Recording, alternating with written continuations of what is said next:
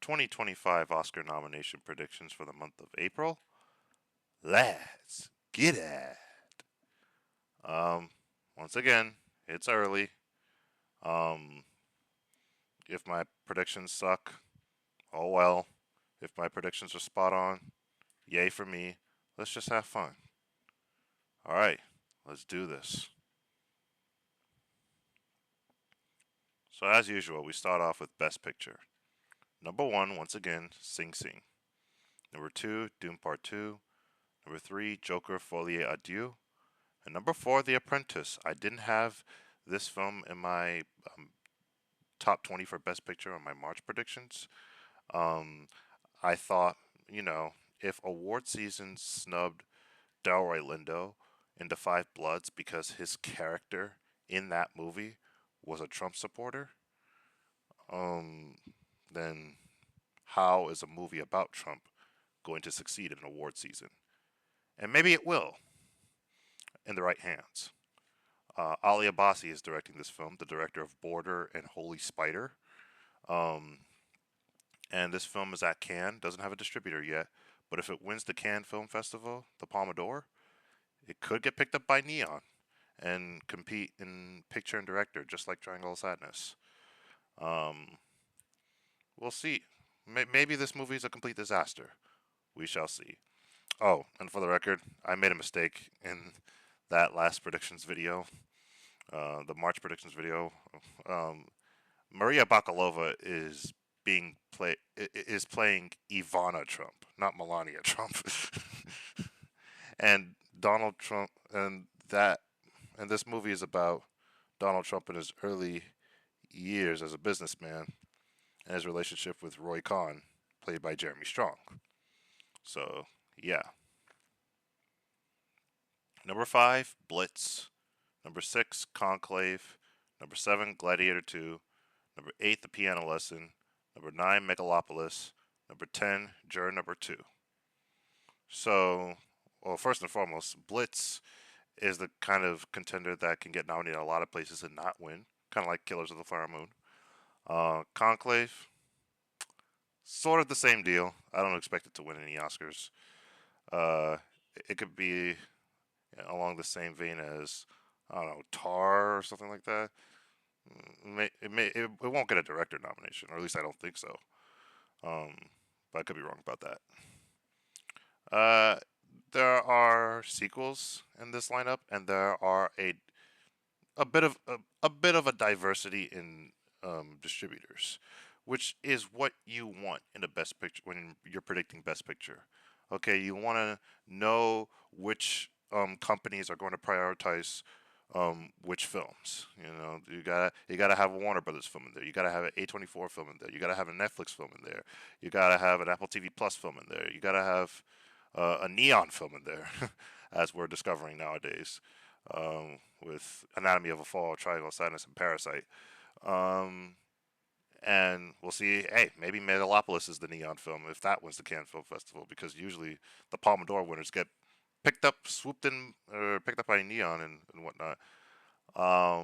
Or maybe it's Searchlight. Maybe Megalopolis is Searchlight, and that will be the priority over A Real Pain. I have three Warner Brothers films here: Doom Part Two, Joker Folie Adieu, and Juror Number Two. I don't know if all three are going to make it into Best Picture. It could just be two, and if it is two, it'll be Dune and Joker. Um, and there are quite a number of sequels in this Best Picture lineup. Of course, we remember Avatar: The Way of Water and Top Gun: Maverick, both sequels getting into Best Picture. Um, so yeah, we'll see what happens. Uh, Black Panther: Wakanda Forever that year failed to get a Best Picture nomination, but I didn't think it deserved it. But yeah, number 11, Dee Dee.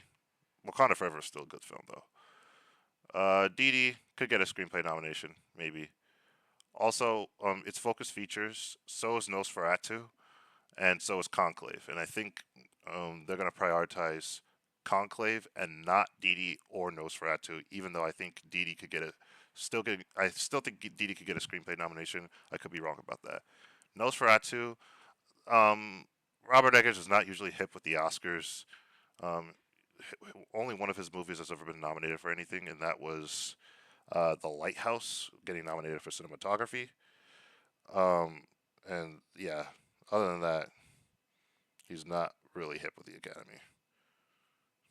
Anywho, number 12, A Real Pain.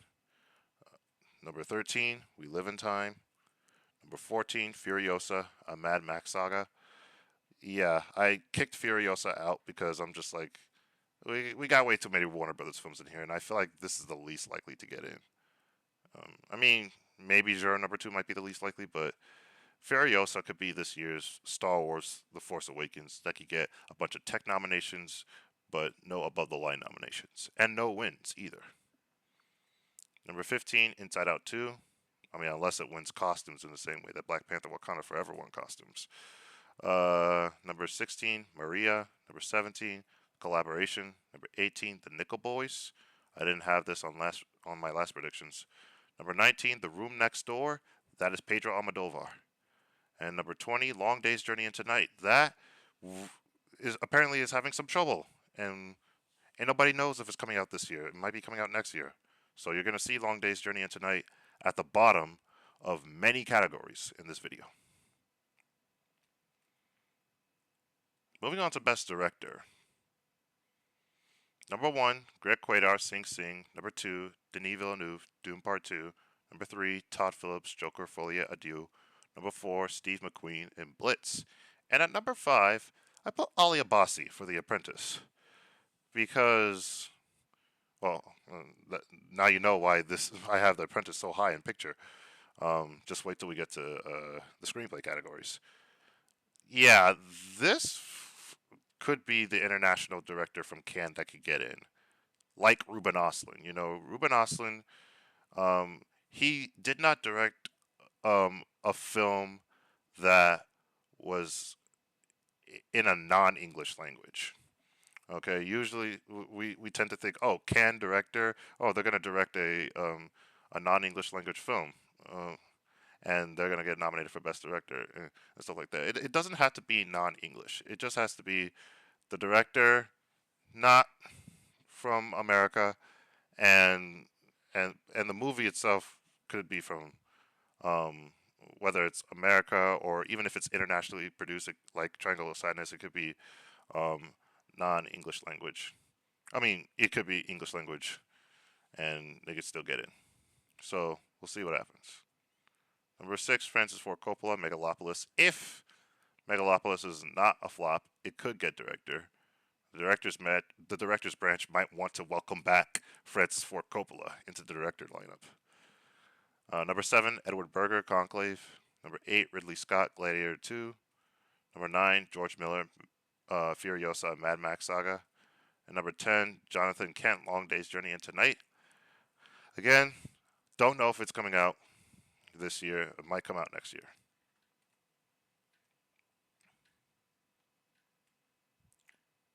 Best Actress. At number 1, I still have Lady Gaga, Joker, Folie Adieu. Number 2, Angelina Jolie, Maria. Pablo Larraín gets his leading ladies in.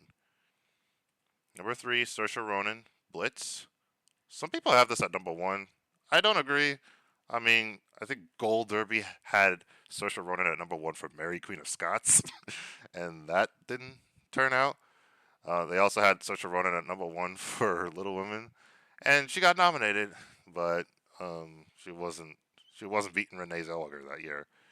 You know, it's like every time Saoirse Ronan is competing for Best Actress, the stands are gonna put her at number 1 because they're just like get her an Oscar or whatever.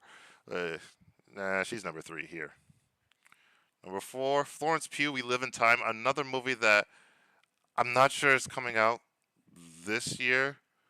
I think it's slated for January of 2025, but they could do a qualifying run in December. Maybe it might be a little bit late in January for that, but yeah, we'll see. Number 5, Tilda Swinton, The Room Next Door. Almodovar also gets his actors in, gets his leading people in. He got Antonio Banderas in for Pain and Glory. Uh, Volver with Penelope Cruz. He got Penelope Cruz again for Parallel Mothers and whatnot. So yeah, he he gets his leading people in. So there's no reason to. I find that I don't have a reason to doubt this too much, and I feel like his movie is going to be ready in time. Number six, Saoirse Ronan, The Outrun. I don't think it's going to happen. Number seven, Natalie Emmanuel, Megalopolis. We'll see if she comes up higher on this list at least. Number eight, Zendaya, Challengers.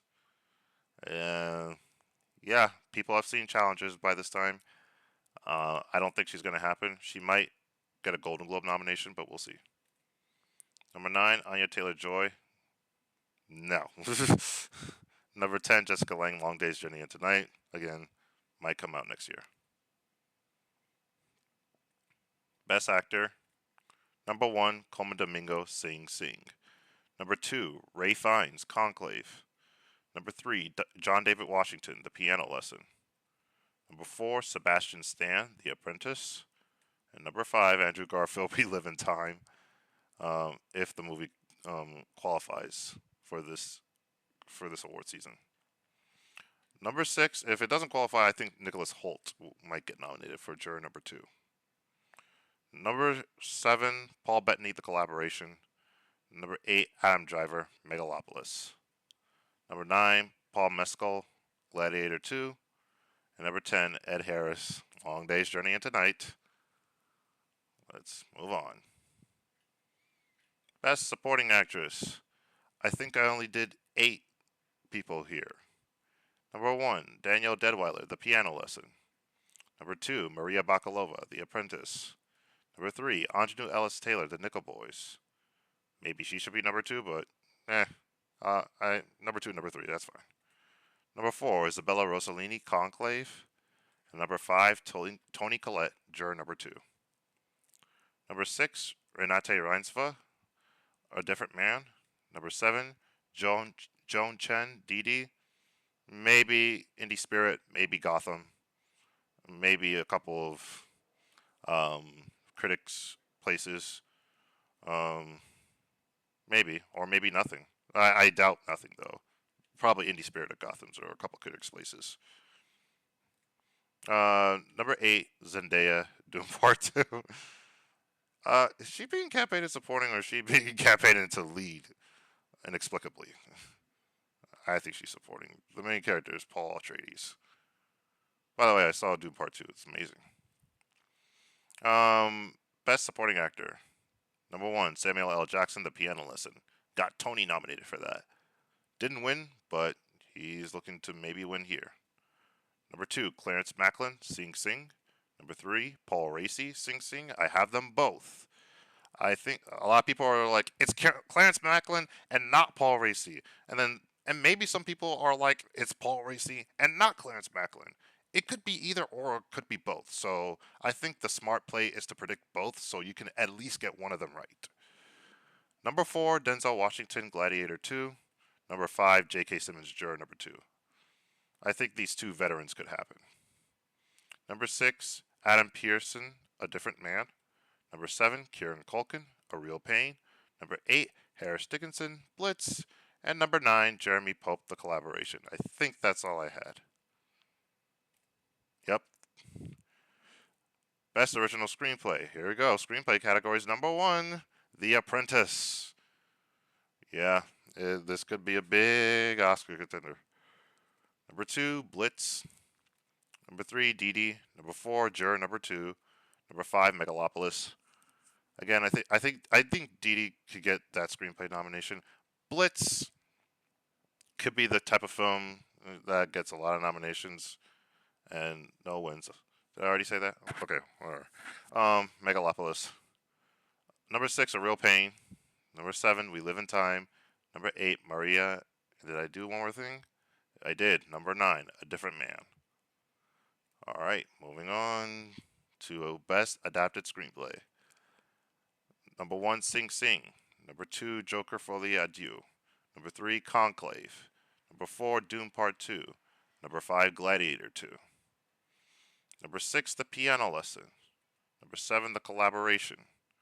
We'll see if Anthony McCartan can get in once again. Number eight, Inside Out 2. Number nine, The Actor. And did I do one more thing? I did. Number 10, Long Day's Journey into Night. Oh boy. Best Animated Feature Film. It actually has changed just a slight bit. Inside Out 2, Moana 2, Piece by Piece, The Wild Robot, Untitled Wallace and Gromit film. Wait a minute, did it change? No, wait, I was wrong. The beauty of PowerPoint presentations. The Garfield movie. Yeah, okay. I don't think anything changed, or maybe I'm wrong. Anywho, I'll look back. Kung Fu Panda 4, Despicable Me 4, Orion and the Dark, and Thelma the Unicorn. Orion in the Dark. I think that is a Charlie Kaufman script. So that looks interesting. Documentary feature. Now this has not changed. That I know for sure. Daughters, Porcelain War, Union, Ibelin, Sugarcane, Gacho Gacho, Frida, A New Kind of Wilderness, Look Into My Eyes, and Girl State. Sundance titles. Um, yeah, I'm excited to see. Again, I'm excited to see Girl State. Best International Feature. Number one, Girls Will Be Girls, India. Number two, In the Land of Brothers, um, Iran. Number three, Sujo from Mexico. Number four, Reinas from either Peru or Spain. I don't know who's submitting it, which country's submitting it. Number five, Evelyn, Norway. Number six, Evil Does Not Exist, Japan, I guess, maybe. Number seven, A Brief History of Family from China. Number eight, Crazy House, the Netherlands. Number nine, Malu, Brazil. And number 10, Veni Vidi Vici, Austria.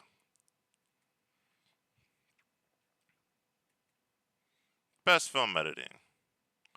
Doom Part 2, Joker, Folie à Dieu, Blitz, Sing Sing, Conclave. Then we have Furiosa, Mad Max Saga, Megalopolis, Gladiator 2, a movie that I think would get snubbed for director and editing, but still get into Best Picture.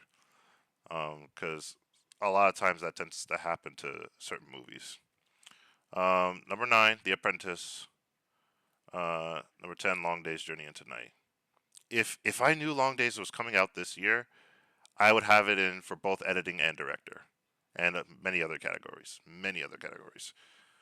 Yeah, but yeah, some films get snubbed for director and editing. That just happens to some films. Yeah. Best sound. Number one, Doom Part 2. The start of that movie is the same as the start of the first one. It just staked its claim for the sound win right then and there while the screen is in black. Number two, Gladiator 2. Number three, Joker Folie à Deux. Number four, Blitz. Number five, Furiosa, a Mad Max Saga. Number six, Megalopolis. Number seven, Conclave. Number eight, The Piano Lesson. Number nine, Challengers. Number 10, Inside Out 2. Alrighty. Best Visual Effects. Number one, Doom Part 2. Number two, Furiosa, Mad Max Saga. Number three, Mufasa the Lion King. Number four, Deadpool and Wolverine. And number five, Kingdom of the Planet of the Apes. Skeptical about 3, 4, and 5 once again, but maybe they all make it. Maybe only 2 out of the 3 make it. We shall see. Maybe only 1 out of 3 make it. Number 6, Megalopolis. Number 7, Gladiator 2. Number 8, Ghostbusters Frozen Empire. Number 9, Godzilla Kong, The New Empire. That's how you say it. Godzilla Kong, not Godzilla X Kong, not Godzilla times Kong. Godzilla Kong, The New Empire. And number 10, Joker Folie Adieu. This isn't going anywhere for visual effects. I just put it there just because. Best cinematography. Number 1, Doom Part 2. Again, with these tech wins. Number 2, Joker Folie Adieu. Number 3, Gladiator 2. Number 4, Blitz. Number 5, Megalopolis. Number 6, Furiosa, a Mad Max saga. Number 7, Maria. Number 8, The Piano Lesson. Number 9, The Apprentice. Number 10, Long Day's Journey into Night. We move on. Best production design. Number 1, Doom Part 2. Number 2, Gladiator 2. Number 3, Blitz. Number 4, Megalopolis. Number 5, Furiosa, Mad Max Saga. Number 6, Joker, Folie Adieu. Number 7, The Piano Lesson. Number 8, Maria. Number 9, Conclave. Number 10, Long Day's Journey into Night. We'll see if Maria gets more nominations, as many nominations as Jackie, if not more. If not more. Like, will it be the biggest Oscar contender of Pablo Larraín's, you know, um, triplet of Pablo Larraín's trilogy of leading lady films? Best costume design. Number 1, Doom Part 2. Number 2, Furiosa, a Mad Max saga. Number 3, Joker Folie Adieu. Number 4, Blitz. Number 5, Maria. Number 6, The Piano Lesson. Number 7, Gladiator 2. Number 8, Megalopolis. Number 9, Conclave. Number 10, Long Day's Journey into Night. Best makeup and hairstyling. All right. A category where I don't think Doom Part 2 is going to win. Maybe Sasquatch Sunset? I mean, if it's not a hit with audiences, like, at all, and there's reason to believe why it might not be from the reports that I've heard with this movie. Um, if it's not a hit, then it could still get nominated. It just wouldn't win. All right. The Apprentice, Doom Part 2, Joker, Furiosa. And then I put A Different Man at number 6 because maybe they don't. Maybe Oscars just don't want to respond to this movie whatsoever. Maybe they don't want to. Maybe they don't want to respond to Sasquatch Sunset. But you know what? I feel like they might respond to Sasquatch Sunset. Yeah, I put A Different Man at number 1, and now I have it at number 6. Uh, uh, I might be going back and forth in my mind between A Different Man getting nominated and not. Number 7, Maria. Number 8, Megalopolis. Number 9, Deadpool and Wolverine. And number 10, Long Day's Journey into Night. Um, yeah, I would rather, think to myself, okay, maybe Long Day's Journey into Night might make it versus predicting Wicked. Because I think that is just the easy no nomination movie. I'm not predicting that. Best original score. Number 1, Doom Part 2. Yeah, that motif between Paul and Chani, uh, that is memorable. That's great. Number 2, Joker Folie Adieu. Number 3, Blitz. Number 4, Megalopolis. Number 5, Gladiator 2. Number 6, Challengers. Number 7, Maria. Number 8, Inside Out 2. Number 9, The Apprentice. Number 10, Long Days, Journey into Night. So Challengers apparently has an amazing score. Maybe it could make it, maybe not. I'm leaning towards a no. I think that movie's going to get goose egged at the Oscars. All right, best original song. All right. Like last time, I'm only listing out the movies that I think are most likely to get an original song nomination. Now, hear me out on this, okay? The only reason why I still have Joker Folie Adieu on this list is because that maybe there's an end credit song that's original. Maybe. That's it. That is it. Maybe they stick an original song in the movie. Nah, they probably won't do that. But this is a jukebox musical, which means they're gonna reuse songs that are already known. But just maybe there's an end credit song that's original, or maybe they use a song, a already well known song as an end credit song. Maybe. Uh, okay, we'll see. Number two, Moana 2. Oh, you know what? I actually conflated this category with animated feature. I thought I put because I didn't put Moana 2 in my March predictions for song. I thought I didn't put it in for animated feature. I was wrong. Okay, that was what was happening. Number three, Diane Warren. Hmm, obviously, she got to reserve a spot for her.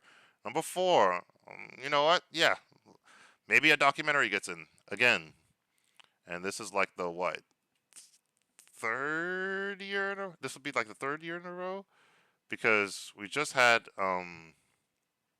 It Never Went Away from American Symphony last season, and the season before we had um, what was that Diane Warren song called? Uh, it's not coming into my it's not coming into mind right now. That's how forgettable that song is. Applause from Tell It Like a Woman. um, and then prior to that, we had I think we I don't think we had a documentary song. Yeah, the Diane Warren song of that year was Somehow You Do from Four Good Days, and that is not a documentary. Number five, Amelia Perez. Number six, Better Man. Number seven, Mother Mary. Number eight, guys, for those of you who have watched Sing Sing, which is the name of the correctional facility, not implying that there's going to be any songs in this movie, but for those who have watched Sing Sing, let me know if there's an end credit song here or some kind of original song in this movie, please, because uh, I don't know if I should be predicting because I didn't go to TIFF in 2023. That's for sure. So for those of you who have went to TIFF and have watched this movie, please let me know if there's any original songs. Again, I would like to emphasize I'm not doing this because the title is Sing Sing. That is the name of the correctional facility. It's a real life correctional facility where inmates went to, and there are real life inmates um, um, in this movie, or people who used to be a part of that program that are in this movie. All right. Number nine, Deadpool Wolverine. Number 10, Inside Out 2. So Deadpool 2 had Ashes. Let's see what original song might be there if there's any. And Inside Out 2 I just threw in there. And I think we're on to the shorts, which is literally no different from the last video. Bug Diner, Lake Baikal, Drago, The Bleacher, Larry, Mizufai, Mara Amaro, Martyr's Guidebook, Doña Beatriz Nisimba Vida. Moving on. Documentary short film, Bob's Funeral, Salone Love, Merman, The Smallest Power, To Be Invisible, Winding Path, Object 817, Alok, or ALOK, 14 Paintings, Ekba.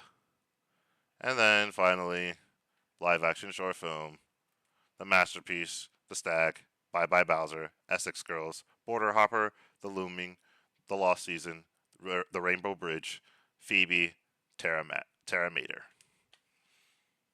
All right. Another month has passed, and I look forward. Safe travels for those who are going to Cannes or going to France for the Cannes Film Festivals. Safe travels to all of you who I follow on Twitter, on Letterboxd, on YouTube, and on different podcasts and on different award spaces and whatnot. Uh, Kudos and safe travels to all of you. I look forward to hearing from you from the Cannes Film Festival, so I can arrange some of my predictions we'll, and I look forward to seeing what wins the Cannes Film Festival and everything like that. So that way, when May predictions come, I'll update my predictions. Yeah, and yeah, I would love to hear from you in the comment section. I think. Again, be nice, please. Be nice. Uh, to me and to everyone else whom or maybe commenting. Thank you all so much for watching, and until next time, shalom.